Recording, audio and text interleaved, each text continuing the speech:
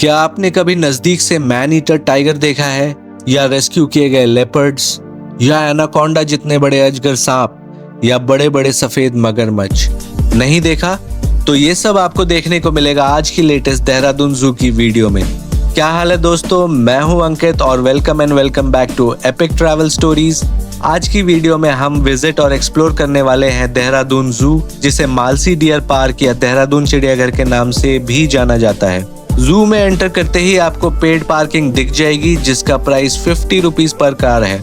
गाड़ी पार्क करके जब आप अंदर आएंगे तो आपको दिख जाएगी ये बिल्डिंग, जो कि देहरादून जू का कैंटीन है। आप यहाँ पे खा पी सकते हैं क्योंकि जू के अंदर खाना ले जाना सख्त मना है। लेफ्ट हैंड साइड पे आपको जू की एंट्री और टिकट काउंटर दिख जाएगा।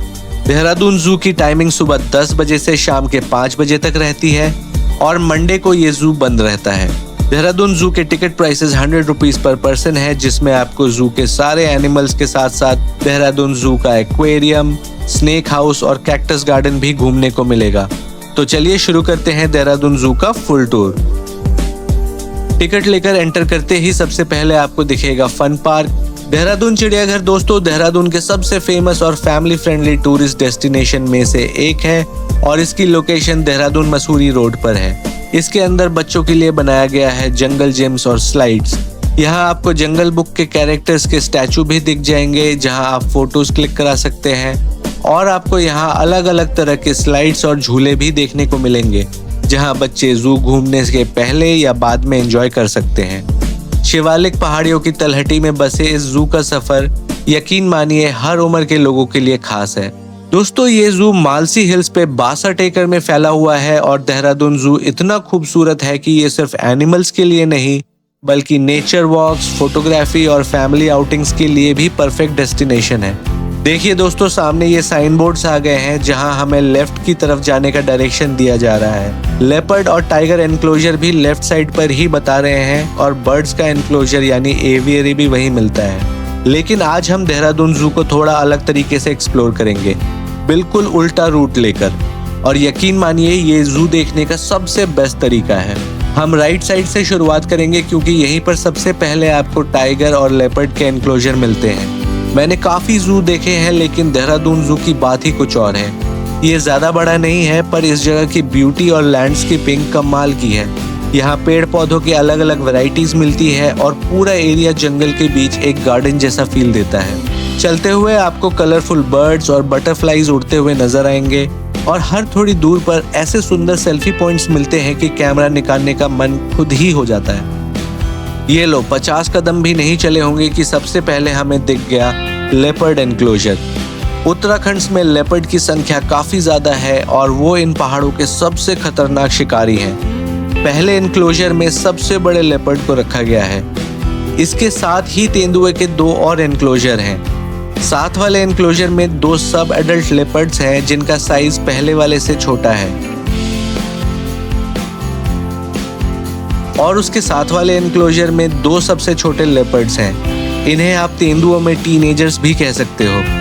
यहाँ पर जो लेपर्ड्स रहते हैं वो मोस्टली रेस्क्यू केसेस होते हैं, जो जंगल एरियाज या विलेजेस के पास आ गए थे जहाँ ह्यूमन से उनका कॉन्फ्लिक्ट हुआ हो और अब जू में उनका केयर और रिहैब होता है। ठीक लेपर्ड एनक्लोजर के अपोजिट आपको अलग अलग तरीके के हिरन यानी डियर एनक्लोजर दिख जाएगा। जू बनने से पहले यहाँ डियर्स ही होते थे, इसलिए इस जू को मालसी डियर पार्क भी कहा जाता है। सबसे पहले हमें दिखते हैं बार्किंग डियर, जिन्हें हिंदी में काकड़ भी कहा जाता है। जब खतरा महसूस होता है तो ये ऐसी आवाज निकालता है जो कुत्ते के भौंकने जैसी लगती है, इसीलिए इसे भौंकता हिरन भी कहते हैं।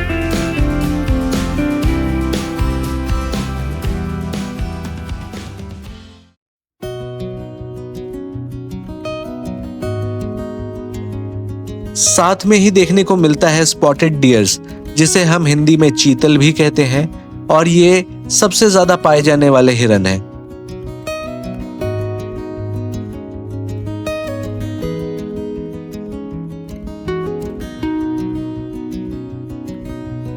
स्पॉटेड डियर के साथ वाला एनक्लोजर में रखा गया है सांबर डियर। ये इंडिया में पाए जाने वाले सबसे बड़े डियर है और टाइगर्स का सबसे मनपसंद शिकार।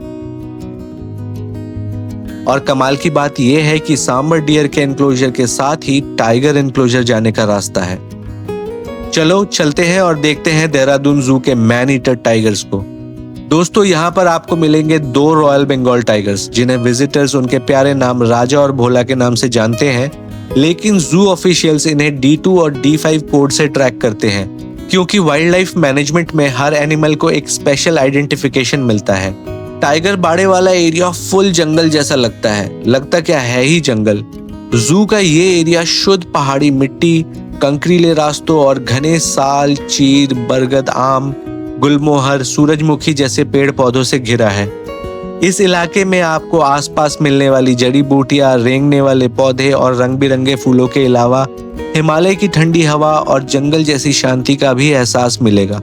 लास्ट ईयर ही ये 2 टाइगर्स को पब्लिक डिस्प्ले पे रखा गया है और इस वजह से देहरादून जू में सैलानियों की संख्या काफी बढ़ गई है। सबसे इंटरेस्टिंग बात यह है कि भोला, जो कि एक रेस्क्यूड टाइगर है, कुमाऊं रीजन से लाया गया था। भोला की जिंदगी में काफी चैलेंजेस फेस किए, जैसे एक एक्सीडेंट में इसका लेग फ्रैक्चर हो गया था, मगर लॉकडाउन के टाइम प्रॉपर केयर से वो फिर से फिट हो गया। दूसरा टाइगर राजा एक मैन ईटर रह चुका है। उसने जिम कॉर्बेट धनगढ़ी एरिया में कुछ लोगों को शिकार बनाया था और उसकी रेस्क्यू टीम को पकड़ने में लगभग 6 महीने लग गए। टाइगर एक्सपर्ट्स कहते हैं कि मैन ईटिंग बिहेवियर एक्सीडेंटल होता है। जब जंगल में खाना कम हो या इंजरी की वजह से टाइगर आदमी के आसपास आ जाए, तभी वो इंसान पे अटैक करता है। अब ये टाइगर्स एक specially designed maximum security enclosure में है, जो उनकी नेचुरल हैबिटेट को ध्यान में रखकर बनाया गया है। 500-600 मीटर ट्रैक करने के बाद मुझे दिख जाता है ऊपर टाइगर का बाड़ा, और इतनी दूर से ही आप टाइगर के साइज का अंदाजा लगा सकते हो। मैंने सुना है जब ये जू में आए थे तो इनका साइज इससे भी बड़ा था। चलिए जंगल के असली राजा को करीब से देखते हैं। और आप देख सकते हो ये जू का सारा हिस्सा पूरा वाइल्ड है, बिल्कुल नेचुरल जंगल टेरेन। ऐसे ही जंगलों में टाइगर्स रहना पसंद करते हैं।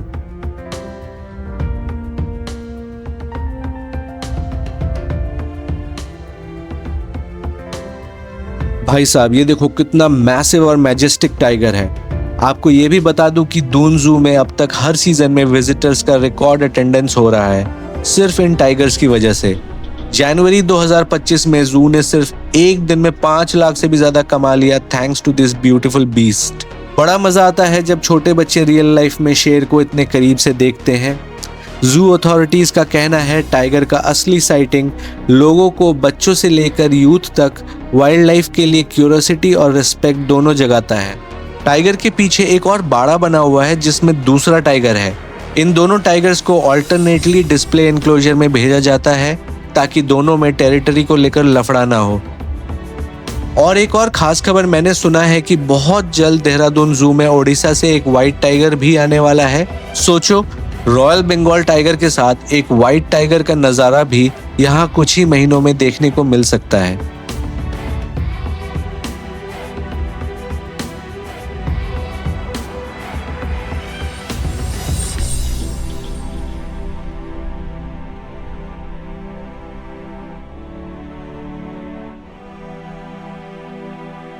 लगता है ये टाइगर चल चल कर थक कर बैठ गया। ओ भाई, ये तो सीधा उठ के मेरे पास ही आ गया। चलो अब यहाँ से आगे निकलते हैं। जू में भालू, भेड़िया और पेट एनिमल्स को भी रखना चाहिए। इससे देहरादून जू की बीस्टियरी कलेक्शन में 4 चांद लग जाएंगे।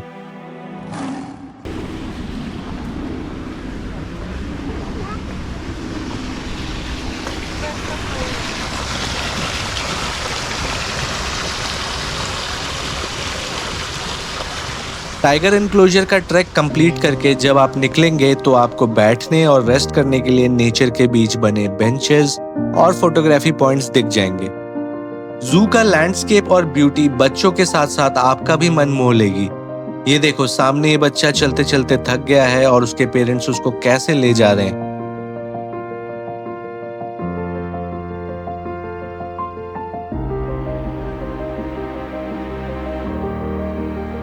और ये आ गया देहरादून जू का कैक्टस गार्डन।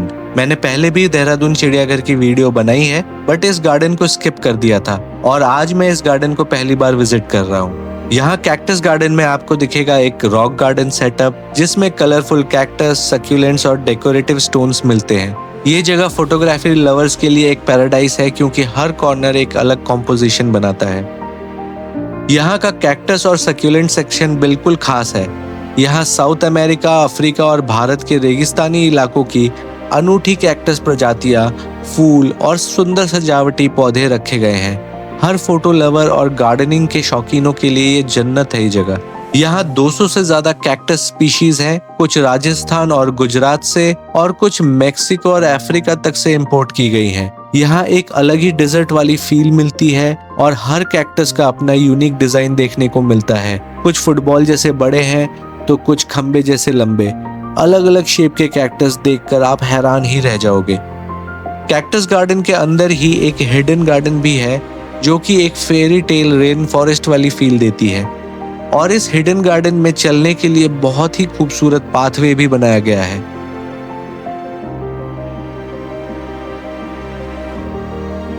गार्डन को ध्यान से देखोगे तो आपको राउंड स्टोन्स पे कार्व्ड स्टैचूज भी देखेंगे जो कि इस गार्डन में एक मिस्टीरियस चार्म ऐड कर देते हैं। ऐसे बहुत सारे स्टैचूज हैं यहाँ और ऐसा लगता है बहुत सारे पत्थर के मॉन्क्स गार्डन में सो रहे हैं।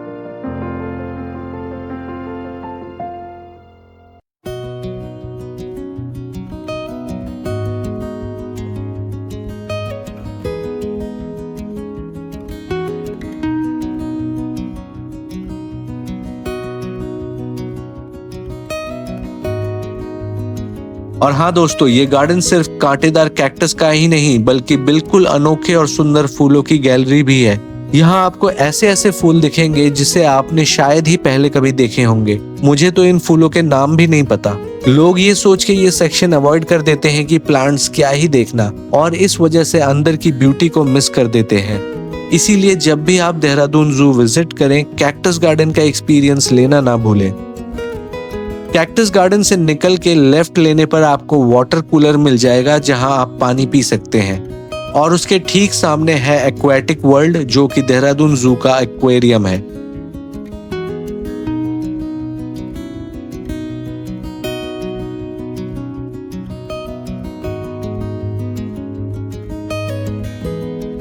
एक्वेटिक वर्ल्ड में एंटर करते ही आपको एक जायंट एक्वेरियम टैंक मिलेगा जिसमें कोई फिश, एरोवाना, चिकलिड्स के बड़े बड़े स्पेसिमेन तैरते हुए दिख जाएंगे। ये एक्वेरियम स्पेशली बनाया गया है ताकि बच्चे और एडल्ट्स दोनों को एक एजुकेशनल और थ्रिलिंग एक्सपीरियंस मिले। जैसे ही आप अंदर एंटर करते हो आपको मिलेगी वाटर टैंक्स की एक लंबी गैलरी जहां हर टैंक में अलग अलग रेयर और एक्सोटिक फिश स्पीशीज रखी गई हैं। सबसे पहले टैंक में हम कुछ ऑस्कर फिशेस को देखते हैं। यहाँ एलिगेटर गार फिशेस भी हैं और इनके दांत और फेस क्रोकोडाइल की तरह होती है, और ये 6 से 7 फुट जितने बड़े हो सकते हैं।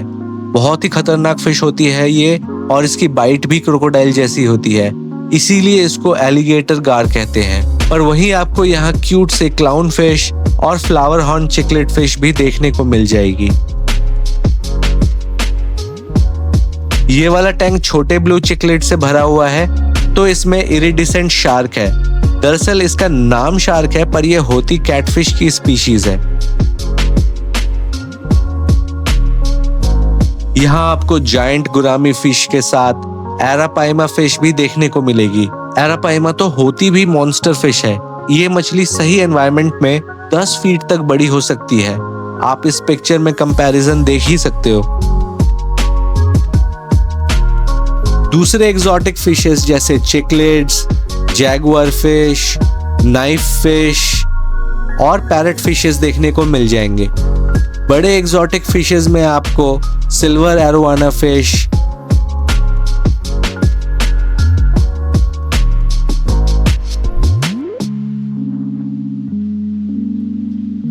जायंट पिराना फिश और पिराना जैसे दिखने वाले व्हाइट पाकू फिश भी देखने को मिल जाएगा।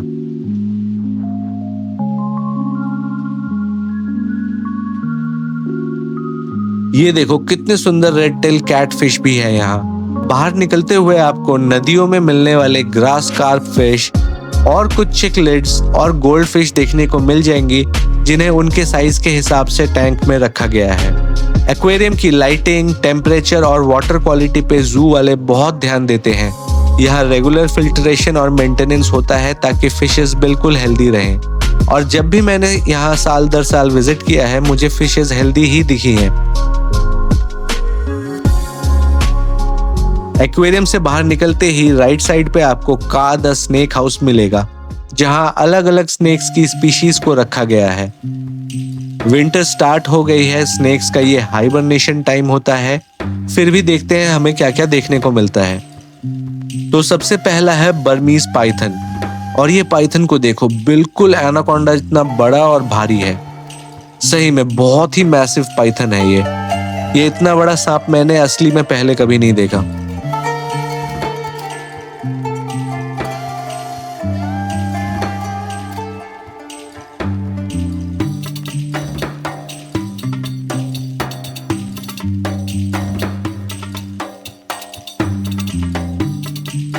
पाइथन एनक्लोजर के सामने ही top 10 most venomous snakes on earth की लिस्ट लगी है, जिसमें सबसे जहरीला ब्लैक माम्बा भी 5th पोजीशन पे है। बाकी इनमें से 5-6 स्नेक्स का तो पहली बार मैं नाम पढ़ रहा हूँ यहाँ पे। यहाँ एक एल्बाइनो पाइथन भी देखने को मिला। इसका साइज चेक करो आप, कितना मैसिव है और इसकी स्किन कितनी सुंदर है। सुंदर लेकिन खतरनाक।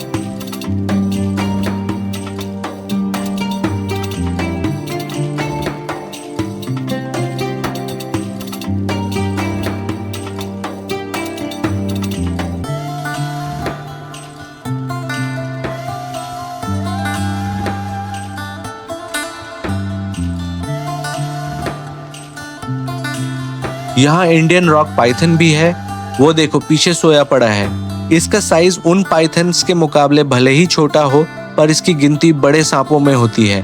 ये देखो, इंडियन पाइथन 15 से 20 फुट का और 50 से 60 किलो तक का हो सकता है।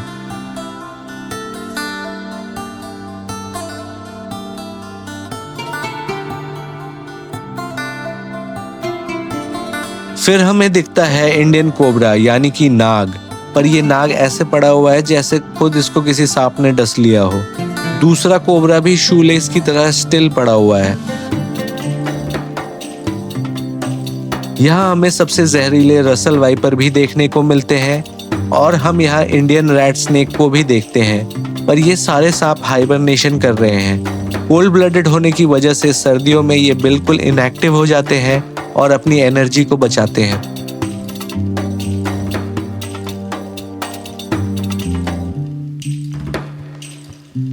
यहाँ इग्वाना भी है जो कि पेड़ पर चढ़कर सर्दियों में धूप सेक रहा है।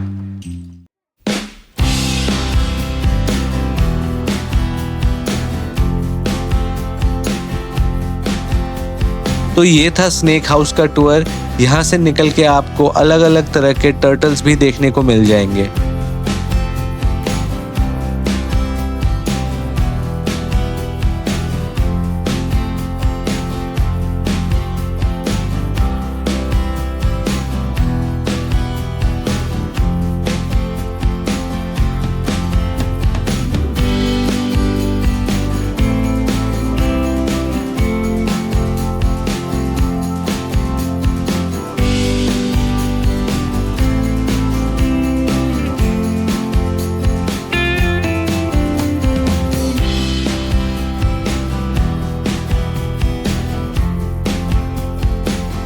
टर्टल्स के अपोजिट ग्रेट हिमालयन वल्चर का केज है, जो हिमालयन ग्रिफॉन वल्चर भी कहलाता है, और ये दुनिया के सबसे बड़े ओल्ड वर्ल्ड वल्चर्स में से एक है।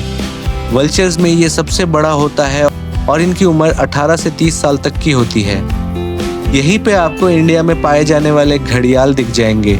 ये मछली खाने वाले मगरमच्छ हैं और ये भी कोल्ड ब्लडेड होते हैं और अभी सारे धूप सेक रहे हैं।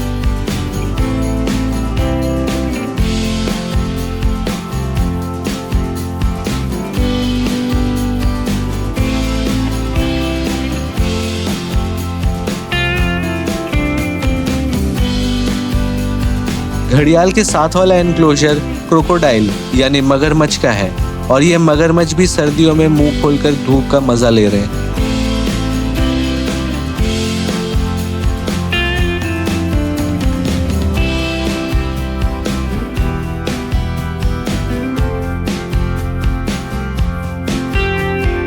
फिर हमें दिखता है ईमू बर्ड। ये ऑस्ट्रेलिया का नेशनल बर्ड है और ये काफी बड़ा होता है और ये उड़ नहीं सकता और इसके अंडे भी काले रंग के होते हैं। बताओ, क्या आपको पता था कि ये बर्ड ऑस्ट्रेलिया का नेशनल बर्ड है?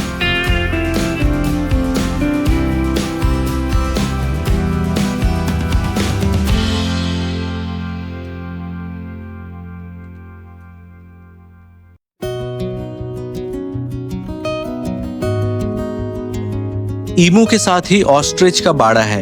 आप सबको पता ही होगा कि ऑस्ट्रिच दुनिया का सबसे बड़ा फ्लाइटलेस बर्ड है। इसके अंडे दुनिया में सबसे बड़े अंडे होते हैं। और तो और अफ्रीका में लोग घोड़े की जगह शुतुरमुर्ग की सवारी भी करते हैं।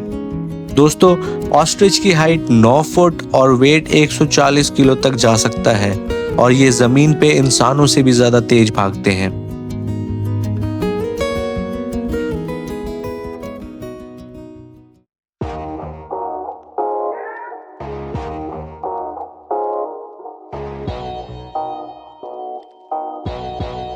और ये देखो, बांस के पेड़ों पर आशिकों ने अपना नाम लिख रखा है। और सबसे बुराई ये है कि ये कार्विंग परमानेंट होती है। ये कोई पेंट या ग्राफिटी नहीं जो निकल जाए, बल्कि एक जख्म है जो पेड़ के साथ सालों साल तक रहता है। ऐसा करने वाले लोग सोचते हैं कि ये एक रोमांटिक या मेमोरेबल एक्ट है, लेकिन असल में ये बहुत ही सेल्फिश और डिसरिस्पेक्टफुल है। नेचर को एंजॉय करना चाहिए, उसको डैमेज नहीं करना चाहिए। अगर कोई अपना नाम या यादगारी छोड़ना चाहता है तो फोटो ले ले या एक प्लांट लगाए, लेकिन पेड़ों पर नाम लिखना बंद करो। पेड़ भी एक जीव है और उनकी हमें इज्जत करनी चाहिए। इस खूबसूरत जू की मेंटेनेंस जू सोसाइटी और फॉरेस्ट डिपार्टमेंट द्वारा की जाती है और इस जू को एक्सप्लोर करने के दौरान आपको लगेगा आप किसी खूबसूरत जंगल के बीच बने पाथवेज पे चल रहे हो। और दोस्तों, फाइनली हम पहुंच जाते हैं देहरादून चिड़ियाघर के एवियरी सेक्शन में, जहां आपको वही मुर्गे, तोते और मोर जैसे बर्ड्स दिखते हैं। ये देखो, सिल्वर पीजेंट, ये एक तरह का जंगली मुर्गा होता है। यहाँ आपको Indian peacock, white peacock, Indian parrot, African parrot, red and green macaw और ब्लू मकॉ, जो कि सबसे बड़े तोते माने जाते हैं, देखने को मिल जाएंगे। और यहाँ खत्म होती है एवियरी सेक्शन, जहाँ से यूजुअली लोग जू का टूर स्टार्ट करते हैं। वहाँ हमने टूर को खत्म किया। अगर आपने वीडियो को यहाँ तक देख ली है तो आपको दिल से थैंक यू। चैनल को सब्सक्राइब और वीडियो को लाइक करके चैनल को सपोर्ट करें। देहरादून मसूरी की वीडियोस आपको एंड स्क्रीन पे दिख रही होंगी, उन्हें भी जरूर चेकआउट करें। मिलते हैं अगली वीडियो में, तब तक के लिए आप सबको राम राम, हर हर महादेव।